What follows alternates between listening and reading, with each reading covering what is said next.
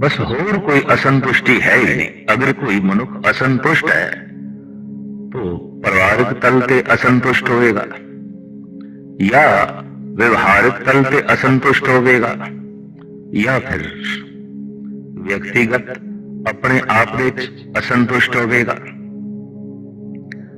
परिवारिक असंतुष्टि ये व्यापक है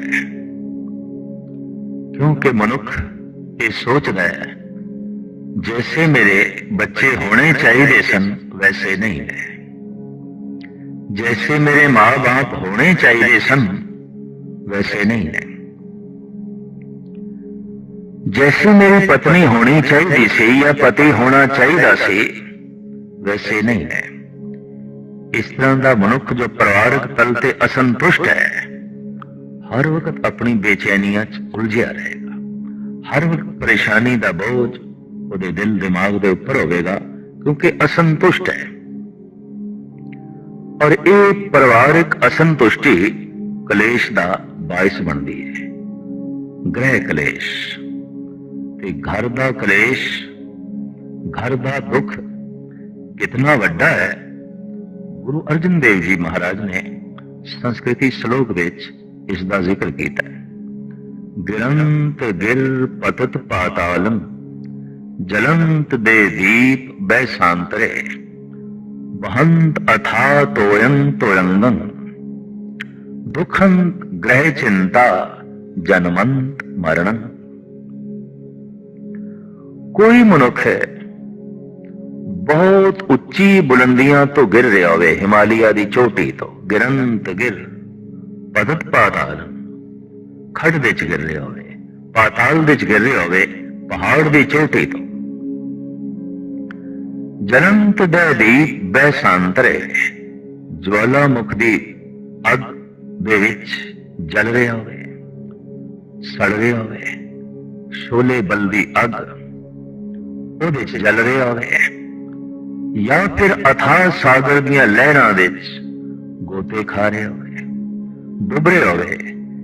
इतना वड्डा ये जो कष्ट है, दुख है, महाराज कहने दुखंत ग्रह चिंता जन्मंत मरण।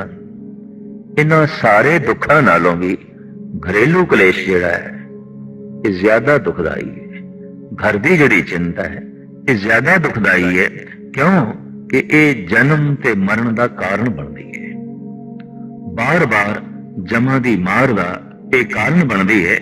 जबकि जल विच मनुख डुब गया, मर गया, 5-10 मिनट का कष्ट, अग विच सड़ गया, 10-20 मिनट की तकलीफ, पहाड़ की बुलंद चोटी तो थले गिरे है, हड्डियां चूर चूर हो गई ने, तड़पे है आधा घंटा घंटा, बस इन्नी तकलीफ। पर गृह कलेश जिहड़ा है, घरेलू कलेश, घरेलू विपता झगड़े, ये इतने वड्डे कलेश नूं जन्म देंदे ने, कष्ट नूं जन्म देंदे ने कि मनुख बार बार जमदा है, बार बार मरदा है और हर जन्म विच दुख भोगदा है और दुख विच मर जांदा है। दुख दी यात्रा बहुत लंबी हो जाती है उस मनुख दी जो घरेलू कलेश विच जी रहा है।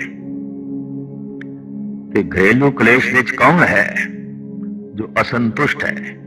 इस तरह के मनुख नूं कहंदे ने परिवारिक तौर ते असंतुष्ट। सारी दुनिया विच ये असंतुष्टि व्यापक है। कोई अपनी मां तो असंतुष्ट, कोई अपने पिता तो, कोई अपने बच्चियां तो असंतुष्ट, कोई अपनी पत्नी तो, कोई अपने पति तो, कोई भिरावां तो असंतुष्ट है, तो कोई मित्रां दोस्तां तो असंतुष्ट है। कहंदा जैसे मेरे दोस्त होने चाहिए सन वैसे नहीं ने, जैसा मेरा भरा होना चाहिए सी वैसा नहीं है, जैसियां मेरियां भैणां होनियां चाहिए सन वैसियां नहीं ने, और जैसी मैनू पत्नी चाहिए सी वैसे नहीं है, जैसा पति होना चाहिए सी वैसा नहीं है। इसनों कहते ने परिवारक असंतुष्टि। जो परिवारक तल पे असंतुष्ट है अपनियां असंतुष्टियां उलझिया रहेगा, फसिया रहेगा और रोज रोज ये असंतुष्टि अपना वजन ਵਧਾਏਗੀ, अपना भार ਵਧਾਏਗੀ और मनुख इसे बोझ के थले दब के रह जाएगा, फंस के रह जाएगा।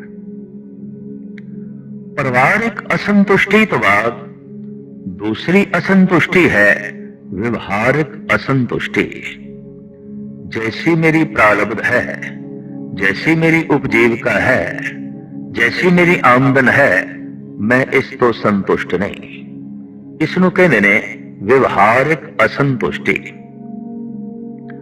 परिवारिक असंतुष्टि, व्यवहारिक असंतुष्टि, ये दो असंतुष्टियां इतनियां प्रबल ने कि ऐसा असंतुष्ट मनुख हर वक्त उलझन दे होगा, हर वक्त कल्पनावां दा ताना पेटा बुनदा रहेगा, हर वक्त तनाव अपने सिर ते रखेगा और अपना जीवन गवाई जाएगा।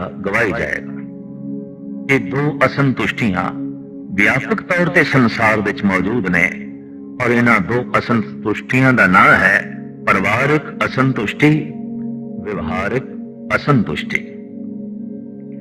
एक तीसरी असंतुष्टि है जिसनों कहंदे ने व्यक्तिगत असंतुष्टि। ये परमार्थिक है, ये धार्मिक है। व्यक्तिगत असंतुष्टि, जो व्यक्तिगत तल ते असंतुष्ट है, इस तरह के बंदे नूं भगत कहंदे ने, साधक कहंदे ने। ये परिवारक तल ते संतुष्ट है, कहंदा जैसा मेरा परिवार है ठीक है, जैसे मां बाप ने ठीक ने, जैसे बहन ते भरा ने बिल्कुल ठीक ने, जैसी पत्नी है, जैसा पति है, ये तो ठीक ने, और जैसी मेरी प्रारब्ध है ये भी ठीक है, पर जैसा मैं हां मैं ठीक नहीं। ये अपने आप दे असंतुष्ट होता है, कहता है हे प्रभु बाकी ते सब कुछ ठीक है, मेरा परिवार ठीक, मेरी उपजीविका भी ठीक, प्रारब्ध भी ठीक, पर की करा हे प्रभु मैं ठीक नहीं। तो ये तीन तरह दियां असंतुष्टियां ने, परिवारिक असंतुष्टि, व्यवहारिक असंतुष्टि, व्यक्तिगत असंतुष्टि। अक्सर देखा गया है कि दो ही असंतुष्टियां विच सारा संसार घूम रहा है, परिवारिक असंतुष्टि और व्यवहारिक असंतुष्टि। घर घर विच कलेश है परिवारिक असंतुष्टि करके, और कलेश तो पैदा हुई पीड़ा जन्म ते मरण का कारण बनती है। ते कलेश पैदा होता इत्थों, पुत्र मां बाप तो संतुष्ट नहीं और मां बाप बच्चियां तो संतुष्ट नहीं, पति पत्नी तो संतुष्ट नहीं और पत्नी पति ते संतुष्ट नहीं। सारी दुनिया दियां अदालतां तलाक दे मुकदमियां नाल भरियां पईयां ने। कारण किधरे पति संतुष्ट नहीं है, किधरे पत्नी संतुष्ट नहीं है। असंतुष्टि कलेश को जन्म देती है। सारी दुनिया दियां अदालतां विच भरावां दे मुकदमे, भाई भाई दे मुकदमे, एक भरा दूसरे भरा ते संतुष्ट नहीं है। इसनूं कहंदे ने परिवारक असंतुष्टि, और इहदे नाल परिवार नरक बन जाता है। इस तरह के बंदे नूं होर दोजख दे जाण दी लोड़ नहीं, उसका परिवार ही दोजख है। जो परिवारक तल ते असंतुष्ट है। व्यवहारिक असंतुष्टि, ऐसे मनुख का धंधा ही नरक है, क्योंकि अपने धंधे विच, अपने व्यवहार विच संतुष्ट नहीं, अपनी प्रारब्ध ते संतुष्ट नहीं, अपनी उपजीविका ते संतुष्ट नहीं। तो ऐसा मनुख धंधा करदे होया, काम करदे होया किसी हद तक नरक ही भोगेगा, क्योंकि संतुष्ट नहीं है। लेकिन एक तीसरी असंतुष्टि जो धर्म नूं जन्म देंदी है, सच नूं जन्म देंदी है, प्रभु दे नेड़े ले आउंदी है, व्यक्तिगत असंतुष्टि। हे प्रभु बाकी ते सब कुछ ठीक है, जैसा मेरा परिवार है ठीक है, जैसी मेरी प्रारब्ध है ठीक है, पर जैसा मैं हां मैं ठीक नहीं। वेद कहते ने मुझ अवगुण सह नाही दोष। हे प्रभु तेरे ते कोई दोष नहीं, ये तेरी कृपा, तेरी बख्शिश दा मैं अजे तक पात्र नहीं बन सकिया। तेरे तो अजे तक मैनू जे आनंद की प्राप्ति नहीं हो सकी तो कमी मेरे विच है, दोष मेरे विच है। मुझ अवगुण सह नाही दोष। ये जिहड़ी व्यक्तिगत असंतुष्टि है, इस दे च मनुख इस ढंग की साधना करता है कि अपने आप को महान बनाता है, पात्र बनाता है। ते जिस दिन पात्रता बन जाती है उस दिन परम आनंद की प्राप्ति हो जाती है। जो व्यवहारिक ते परिवारिक असंतुष्टि च फसे हुआ है वो बहुत कुछ भी बना लवे ते बहुत कुछ भी प्राप्त कर लवे। साहिब गुरु नानक देव जी महाराज कहते हैं कि जिंदगी की बाजी हार जाएगा। भावें बहुत कुछ प्राप्त कर लवे, किन्ना कुछ प्राप्त कर लवे। महाराज कहते हैं तुरे पलाने पाउन वे हर रंगी हरम सवारे। घर विच घोड़े ऐसे होवन, असवारी दे साधन ऐसे होवन कि हवा नाल गल करन, और घोड़ियां दे उपर काठियां पईयां होवन सोने दियां। हर तरह दे रस ते रंग दे नाल हरमां नूं सवार लिया जाए। मनुख अपने हरम विच मन भाव दे पदार्थां नूं रख लवे ते पवन नाल गल्लां करदे हुए घोड़े फिर उच्चियां उच्चियां माड़ियां कोठे ते मंडप, कोठे मंडप माड़ियां लाए बैठे कर पासारिया बहुत लंबा पसारा। बड़ियां बड़ियां हवेलियां, बड़ियां बड़ियां उच्चियां इमारतां। दरअसल जमीन दे उत्ते जब मकान उच्चा उठता है, इहदे च मनुख अपनी उच्चाई समझ लैंदा है, मैं उच्चा उठ गया। यही कारण है कि मकान नूं उच्चा उठाना चाहता है। हुण मकान ही उच्चा नहीं उठिया, मैं भी उच्चा उठ गया। ये मेरा झंडा ही उच्चा नहीं होया, मेरा धर्म उच्चा हो गया है, मेरा व्यक्तिगत जीवन उच्चा हो गया है, मेरा समाज तल उच्चा हो गया है, मेरा देश उच्चा हो गया है। इस वास्ते कहते ने कि माड़ी कोठा नीवा नहीं चाहिए, उच्चा चाहिए। झंडा उच्चा चाहिए, बुलंद चाहिए। बुलंद झंडा बुलंदी दी निशानी जो है बन जाता है। तो साहिब कहते ने ये उच्चियां उच्चियां माड़ियां किसी हद तक हर व्यक्ति दे अपने अपने झंडे ने, जिसने जमीन दे उत्ते गाड़े हुए ने जगत नूं दसन लई कि ये मेरा झंडा है और इतना उच्चा है, इतना बुलंद है।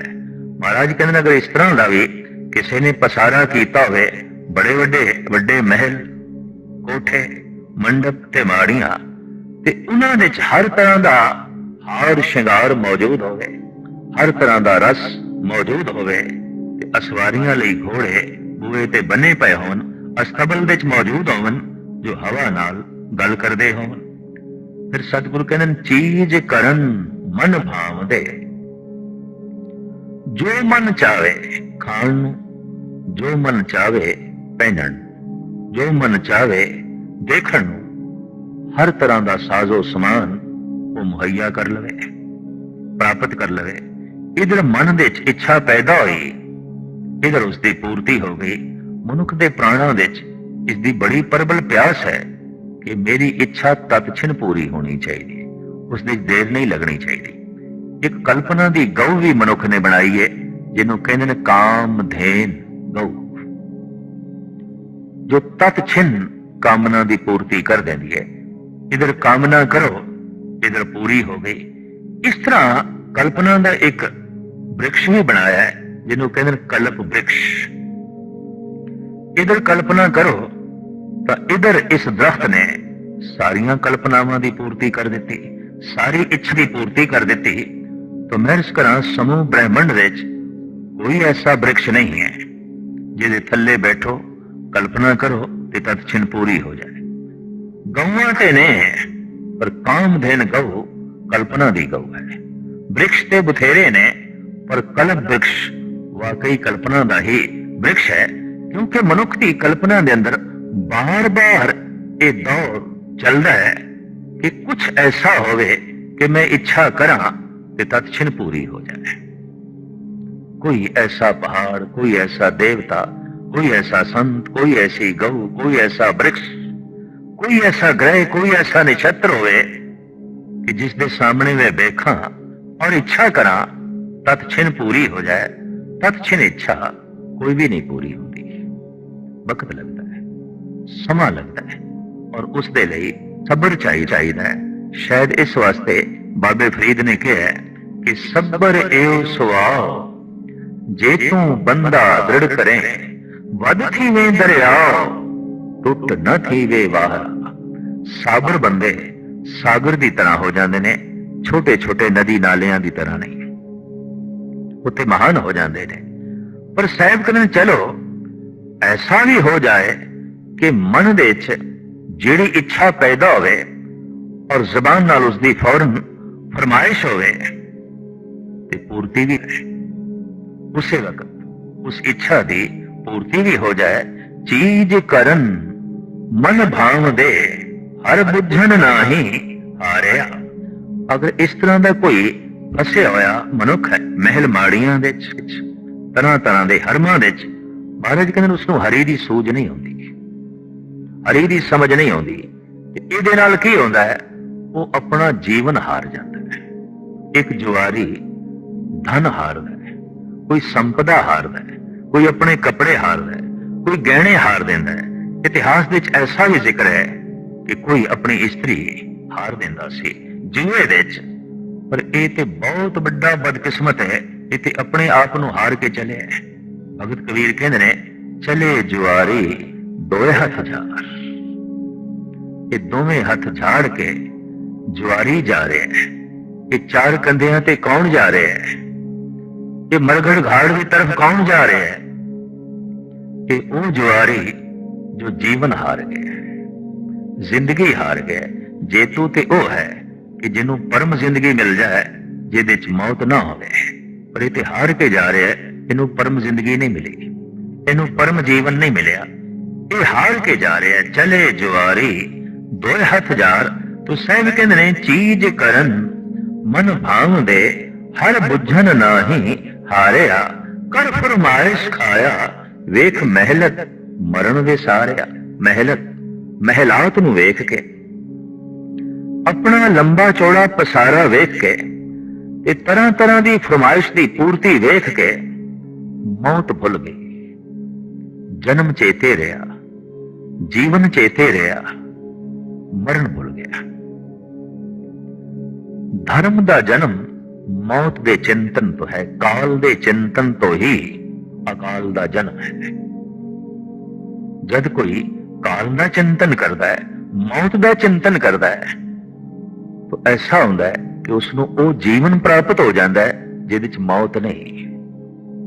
आखिर ऐसी की खूबी है मौत के चिंतन दे, क्योंकि जिसनों अपनी मौत चेते है वो किसी नाल छल नहीं कर सकेगा, कपट नहीं कर सकेगा, किसी दे जबर नहीं कर सकेगा, किसी नाल धोखा नहीं कर सकेगा, किसी नाल झूठ नहीं बोल सकेगा, और किसी का कुछ हथिया नहीं सकेगा।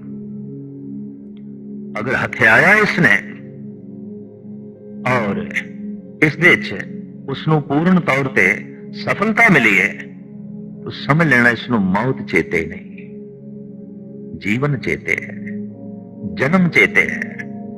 ऐसे मनुख की दृष्टि अपने आप दे च नहीं होंदी जो असंतुष्ट है, उदी दृष्टि पराए घर दे च होंदी है। और यही आचरण तो गिरी हुई गल गुरु ग्रंथ साहब जी महाराज ने मान ली है कि लोभाद दृष्ट पर ग्रहण जद विद आचरण। अगर दृष्टि प्राय तन ते चित वह टिक गई है तो दृष्टि दुराचारी हो गई। अगर दृष्टि प्राय धन ते टिक गई तो दृष्टि ते चोर हो गई। जिसदी दृष्ट चोर हो गई, जिसदी दृष्ट यार हो गई, उन्होंने हत्थां पैरां नाल भी चोरी करदियां देर नहीं लगेगी। उहदे हथ पैर जिस्म भी दुराचारी होंदियां कोई देर नहीं लाएगा, क्योंकि दृष्टि ते दुराचारी हो गई। इस वास्ते गुरु नानक देव जी महाराज कहते ने महान है ओ मनुख के दृष्ट बिकारी बंधन बांधे औंतां के बल जाई। जो अपनी दृष्टि नु बंधन पावे, पराए तन ते ना टिके, पराए धन ते ना टिके, पर अंदर असंतुष्टि है, तो ऐसे मनुख की दृष्टि पराए धन ते टिकेगी, अपने धन ते टिक नहीं सकती, क्योंकि अपने धन दे चो संतुष्ट नहीं है। तो दृष्टि चली गई है पराए धन ते। अपने परिवार, अपनी पत्नी ये संतुष्ट नहीं है, तो दृष्टि चली गई है पर नारी ते। तो दृष्टि ते दुराचारी हो गई, दृष्टि ते चोर हो गई। चारों पासे चोर दृष्टियां ही घूम रही ने, दुराचारी दृष्टियां ही घूम रही ने। जगत का वातावरण बहुत मैला, क्योंकि हाथ पैरों की इतनी लंबी पहुंच नहीं जितनी दृष्टि की पहुंच है। अखां बहुत दूर तक वेखदियां ने, हाथ इतनी दूर तक नहीं जा सकते, पैर इतनी छेती इतनी दूर तक नहीं जा सकते जितनी दूर तक और जितनी जल्दी दृष्टि चली जाती है। और दृष्टि दुराचारी होवे, दृष्टि चोर होवे, क्योंकि जिस दे अंदर असंतुष्टि है उसकी दृष्टि बार बार दूसरिਆਂ ਦੇ तन ते टिकेगी। जिस दे अंदर असंतुष्टि है उसकी दृष्टि बार बार दूजिਆਂ ਦੇ धन ते टिकेगी।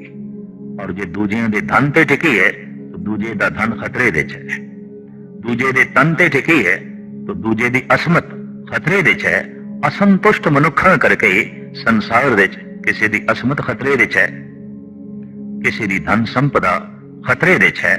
इस वास्ते धर्म का मूल गुण है संतुष्ट होना। साहब कहते ने महलात नूं वेख के मरना भुल ही गया, और दृष्टि चारों पासे संसार विच भटक रही है। एक दिन ऐसा होया कि जर आई, बुढ़ेपा आ गया, वृद्धावस्था आ गई, जोबन हारिया। जर आई जोबन हारिया, जर बुढ़ेपा आया है, इन्हें जवानी नूं हरा दिता है। अक्सर असी ऐसा सुनते हैं ते देखते हैं कि जवानी बुढ़ेपे नूं हरा देती है। अगर एक बुढ़ा एक जवान तो लड़न तो स्पष्ट है जवान जीत जाएगा, बुढ़ा हार जाएगा। एक बुढ़ा होवे एक जवान होवे, जवानी जीतेगी। एक बुढ़ा दौड़ लावे, एक जवान दौड़े, बुढ़ा रह जाएगा पीछे, जवान अगे निकल जाएगा। पर साहब कहते ने बुढ़ेपा वास्तविक अपने आप विच इतना प्रबल है, जब किसी ते आउंदा है जवानी हार जाती है, जोबन हार जाता है।